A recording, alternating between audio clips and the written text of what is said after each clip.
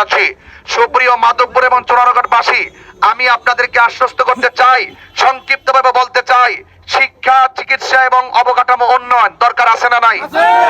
এবং এই দেশে যেইভাবে রাজনৈতিক অস্থিরতা সৃষ্টি হয়েছে, সেই অস্থিরতা দূর করার দরকার আছে না নাই? এবং আমি আপনাদেরকে বলবো, আপনারা সকলে দায়িত্বহীন ভাবে এই মোমবাতি প্রতীককে সমর্থন দিবেন, পাশে থাকবেন ইনশাআল্লাহ।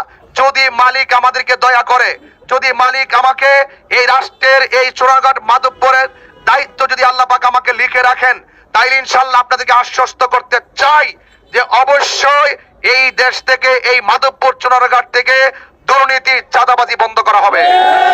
এবং সিএনজি স্ট্যান্ডে যে চাঁদাবাজির যেই সমস্ত ধরনের সিন্ডিকেট করা হয়, এই সময় এবং ব্যবসায়ী ভাইদের প্রতি যেই দলীয় ক্ষমতায় আসে, ওই পাতি নেতাগুলো যেইভাবে ব্যবসায়ী ভাইদেরকে ডিস্টার্ব করে অর্থ হাতিয়ে নিচ্ছে, সেটা বন্ধ করে দেওয়া হবে ইনশাআল্লাহ। কথা বলেন ঠিক কিনা?